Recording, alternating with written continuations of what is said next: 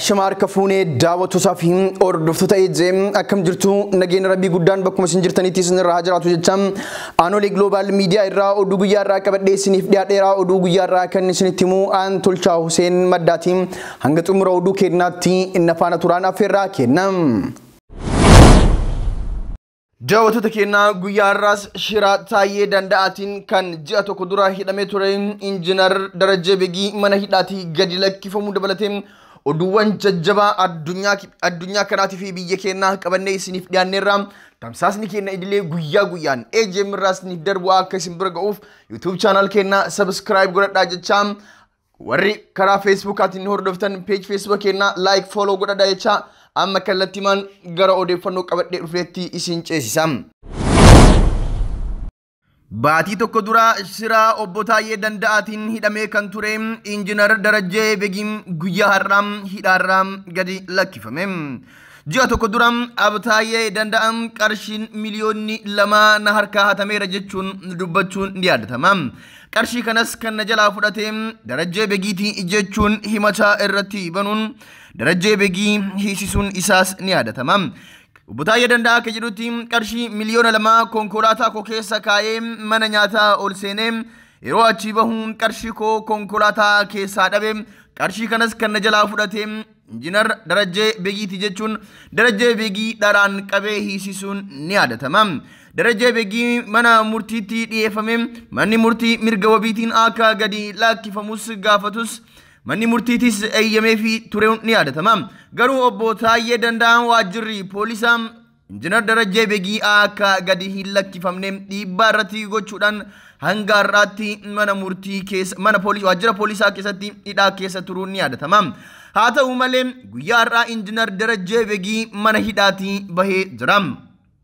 Namooti hedduun gammachuu injiinar Darajjee Begii mana hidhaatii bahuu karaa marsaalee hawaasaatiin katabaat jiru. Obbo Jawaar Muhammad Darajjee Begii guyyaa har'aa mana hidhaatiin gad lakkifameet jira. Hidhaan qoraasumaa qabsaa'aatiis jedhe. Injiinar Ayyaala Dagaagaas Darajjee Begii hiikamee jira. Dhugaan akkasuma nama xaarsiti malee inuma baatiin abukaattoon Darajjee amansiisaa Birhaanuu fi Ibsaa Gammadaa galatooma. Namoonni Darajjee cinaa dhaabbattan hundi galatooma. Abbootiin seeraa dhiibbaan siyaasaa osoo isinirra jiru uummata keessan loogii malee tajaajiluuf yaalii gochaa jirtan galatooma. Darajjeen baga maatii fi uummata keetti makamte maatii Darajjee baga gammaddan dhugaan baga moo'e dhugaan Oromoo akkamittuu ifaa deema. Qabsoon Oromoo galma ni gaha galatooma jechuun injiinar Ayyaala Dagaagaa karaa fuula Facebook isaatiin maxxanse. Injiinar Darajjee Begii shira Taayee Danda'aa irra aanuudhaan guyyaa har'aa maatii fi firoottan isaatiin wal argeet jira. Hoogganaan duraanii waajjira dhimma bulchiinsaa fi nageenya magaalaa Naqamtee obbo Tashoomaa Gannat ajjeefamuu isaanii beekame. Namni kun guyyaa kaleessaa waaree booda naannoo mana jireenya isaaniitti daandii irratti rasaasaan dhahamanii akka ajjeefaman odeeffannooleen biyya irraa nu dhaqqaban ni addeessu. Eenyuun akka ajjeefamanii fi ajjeechaa isaanii kanaaf maaltu sababa akka ta'e wanti beekame hin jiru. Obbo Tashoomaan akka lakkoofsa Itoophiyaatti bara 2007 fi bara 2008 waggoota 2 magaalaa Naqamteetti bulchaa kutaa magaalaa Calalaqii turan. Sana booda hoogganaa waajjira hawaasummaa fi hoogganaa itti aanaa waajjira bulchiinsaa fi nageenya magaalattii ta'anii hojjetaniiti jiru. Bara darbeerraa eegaluun hoogganaa waajjira bulchiinsaa fi nageenya magaalattii ta'anii erga hojjetaa turanii booda ji'a tokko duraa hooggansa irraa kaafamanii ramaddii biraa eeggataa akka turan keessa beektonni eeruu nuuf kennaniiti jiru. Namni umriin isaanii ganna 35 hanga 40 tilmaamamu kuni bultii ijaarratanii ijoollee 2 akka argatanis odeeffama. Ajjechaan qondaala nageenya duraanii kun wayita sababa koronaa vaayirasii bilbilii fi intarneetiin lixaa fi kibba Oromiyaatti adda citee ture akka deebi'uuf mootummaa irratti dhiibbaan taasifamaa jirutti raawwate. Intarneetii fi bilbilli kan adda citeef rakkoo nageenya naannoo sanaa jiruun wal qabatee ajjecha irra deddeebiin aangaa'ota mootummaa irratti raawwatamaa turee fi miidhaa hawaasarraa gahaa jiru ittisuuf jedha mootummaan. Hoogganaan Itiyoo Telekoom damee lixaa obbo Gammachiis Taaddasaa itti gaafatamaan qorataa yakkaa magaalaa Naqamtee Koomaandar Caalaa Dagaagaa Daayrektarri humna namaa Yuunivarsiitii Wallaggaa obbo Darajjee Olaanaa dabalatee namoonni kaanis bara darbee magaalaa Naqamteetti ajjeefamanii jiru. Kana malees godinaalee lixa Oromiyaa biroo keessatti yeroo adda addaa aangaa'onni mootummaa hedduun ajjeefamanii jiru. Mootummaan namoota ajjeefaman kanaaf waraana hidhatee bosonatti hafee waraana bilisummaa Oromoo Jaalmaarroon hoogganamu himata. Hoogganaan itti aanaan biiroo dhimma bulchiinsaa fi nageenya Oromiyaa Koloneel Abbabaa Garasuu rukutamuu nama kanaa akka dhagahan himuun garuu odeeffannoo dabalataa bira akka hin dhaqqabne dubbatu. Dubbi himaan mootummaa naannoo Oromiyaa obbo Geetaachoo Baalchaa ajjechaan kun raawwachuu isaa mirkaneessanii qorannoon eegalamuu isaa FM shaggaritti himaniiti jiru. Manni maree bulchiinsa mootummaa naannoo Tigraay weerara vaayirasii koronaa ittisuuf murteewwan dabarse. Murtee darbee weerarri vaayirasii koronaa miidhaa osoo hin dhaqqabsiisin ittisuu kan dandeessisus jedhameeti jira. Kaabineen naannichaa dhimmoota jajjaboo irratti mari'achuun murteewwan dabarseeti jira. Murtee darbee irratti itti aanaan pirezidaantii mootummaa naannoo Tigraay Dr. Dabratsiyoon Gabra Mikaa'el ibsa laataniiti jiru. Haaluma kanaan imalli magaalaadhaa gara magaalaa, baadiyyaadhaa gara baadiyyaa, baadiyyaadhaa gara magaalaa, magaalaadhaa gara baadiyyaa ittifameera jedhan. Bakkeewwan uummanni hedduminaan itti walitti qabamu, bakkeewwan gabaa cidhaa, tazkaaraa fi kanneen wal fakkaatan, wirtuuwwan gabaa, dhaabbileen daldala, iddoowwan bashannanaa, manneen jimaa, manneen dhiichisaa, halkanii fi taphoonni kubbaa miilaa fi kanneen biroo guutumaan guututti ittifamaniiti jiru. Hojjettoonni ulfii fi haawwan hoosisan, hojjettoonni soorama ba'uu ga'an, dhibeewwan biroo kan qaban mana ta'anii akka hojjetan kallattiin kaameeraa jedhan. Walga'iin naannichaa kamuu ittifamaniiru. Dhaabbileen tajaajila mootummaa laatan qajeelfama baafatanii hojiirra kan oolchan ta'a. Sekereetiriyaatiin naannicha guutumaan to'atus hundaa'uu beeksaniiti jiru. Murtichi har'aa jalqabee guyyoota 15 hojiirra kan oolu taas jedhame. Manni marii bulchiinsa mootummaa naannoo Hararii weerara vaayirasii koronaa ittisuuf murteewwan adda addaa dabarse. Hojjettoonni qaama miidhamtootaa fi dhaabbileen mootummaa hundi hojjettoonni umriin isaanii waggaa 50 ol ta'e haadholii ulfaa haawwan hoosisan hojjettoonni dhibeewwan biroo dabalataan qaban hojjettoonni mootummaa magaalaadhaan alaa baadiyyaa deddeebi'anii hojjetan eeyyamaan mana isaanii akka turan murteessee jira. Walga'iiwwan kamuu dhorkamuu beeksisee dirqama yoo ta'e namoota 15 akka hin caalle walirraa fageenyaan meetira tokko gaggeeffamuu mala jedhan. Manneen dhugaatii namoonni itti heddummatan, manneen dhiichisaa halkanii fi dhaabbilee wal fakkaatoo biroo banuun tajaajila laachuun dhorkaadha. Dhaabbileen fayyaa kamuu namoota ciisanii yaalamaniif wallaanaa tokko ol ayyamuu hin danda'u. Iddoowwan ispoortii, sochii qaamaa, iddoowwan daakii bishaanii fi bakkeewwan taphootaa fi bashannana biroo bananii tajaajila laachuunis ta'ee tajaajilamuun hin danda'amu. Manneen amantaa tatamsa'ina vaayirasii ittisuuf qajeeltowwan dhaabbilee amantaa kan ta'an akka hordofan kallattiin kaamee jira. Dhaabbileen oomishaalee adda addaa dhoksanii fi gatii dabaluun gurguruuf yaalan irratti tarkaanfiin fudhatamas jedheera manni marichaa.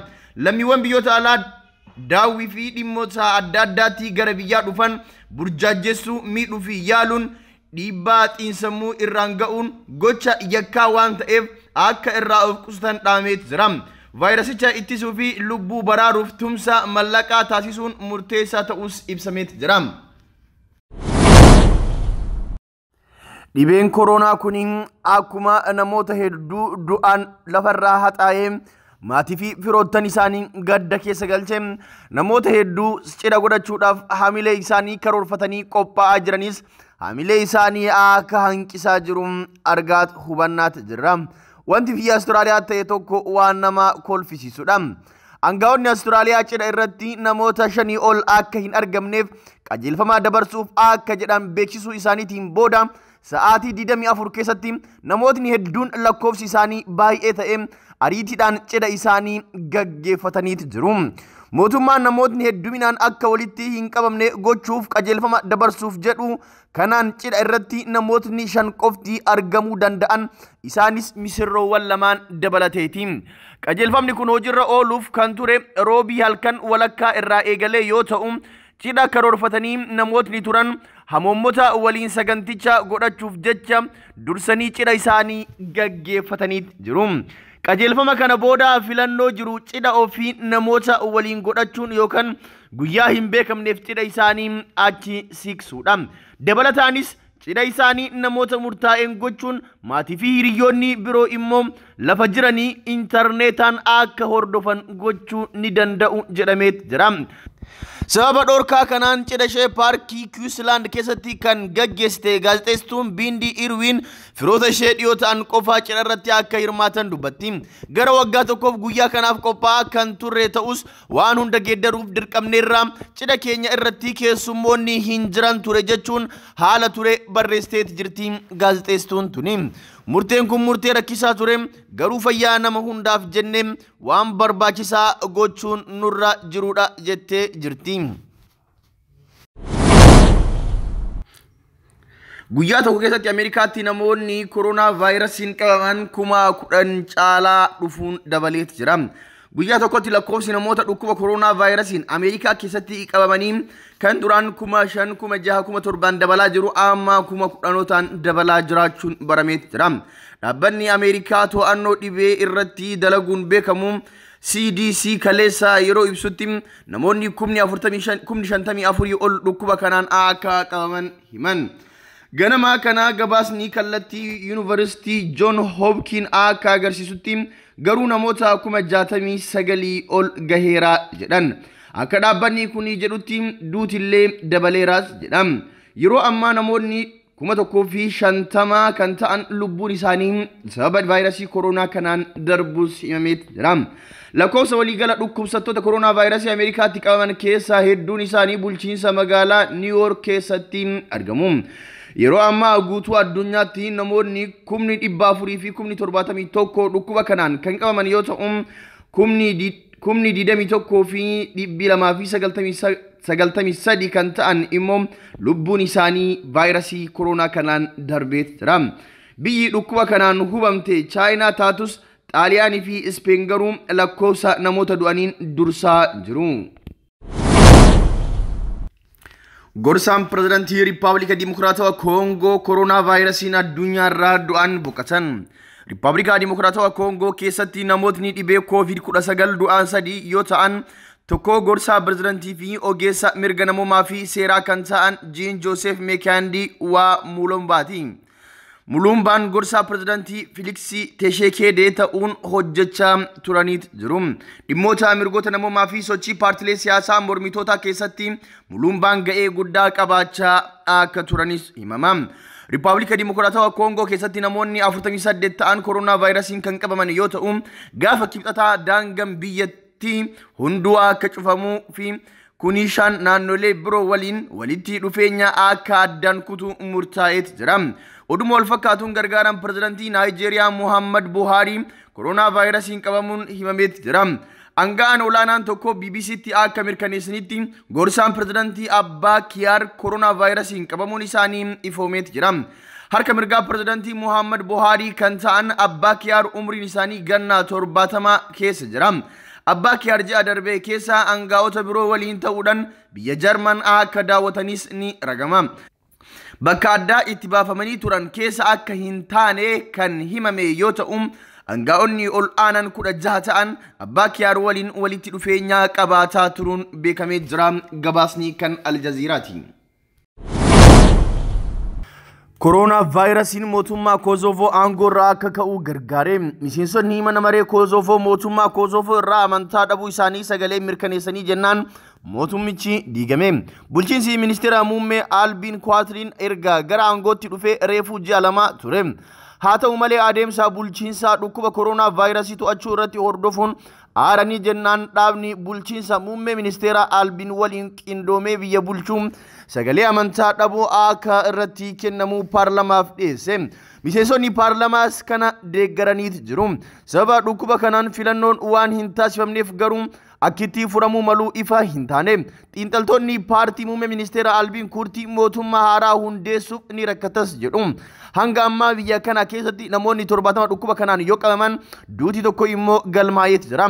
Doktoroonni immoo yoo kallattiin kaa'ame malee sirna fayyaa Kosovo hanqina mallaqa cimaa ta'e qabu rakkoo keessa galcha jechuun himaniit jiru. Gaazexeessitoonni achitti gabaasan akka jiranitti lammiileen biyyattii mootummaan dhukkuba ittisuu irratti akka xiyyeeffatu barbaadu rakkoo siyaasaa amma mul'ataa jiruunis gammachuu hin qaban sababa namni mana akka hin baane taasifameef namoonni magaalaa guddoo biyyattii Piristiyaan jiraatan distii rukutaa mormii isaanii ibsaat jiru. Namni mormiif humnoota nagaa darbuun fuuldura paarlamaatti argamee barreeffama weerarri hamaan Kosoovoo keessa jiru siyaasa kuni qaanidha jedhu agarsiisee jira. Paartiin amantaa dhabuu irratti sagaleen akka kennamu paarlamaatti dhiyeesse paartii LDK jedhamudha. Paartiin kuni qindoominaan paartii muummee ministeera Kurtii keessaa booda kana dabalame. Ta'us labsiin yeroo muddamaa akka labsamuu barbaada. Muummee ministeera Albiin Kurtiin labsiin kun barbaachisaa miti yaada jedhu qabu. Mormii sa'aatii 12 booda miseensota mana maree 120 keessaa 80 ol kan ta'an dhukkuba koronaa vaayirasii ittisuu irratti bulchiinsa muummee ministeera Albiin irratti amantaa hin qabnu jechuun sagalee isaanii kennan. Kosoovoon Sarbiyaa irraa bara 2008 walabummaan kan labsatte ta'us Sarbiyaan beekamtii itti hin kennine. Inumaa Raashiyaa waliin ta'uun miseensa dhaabbata biyyoota gamtoomanii fi kan akka hin taane taasiftee jirti. Egaan daawwattoota fi hordoftoota keenya odeeffannoon har'aaf qabannee isiniif dhiyaanne kanuma bor odeeffannoo biraa qabannee hanga walitti deebinutti turtii gaarii isiniif haa taatu.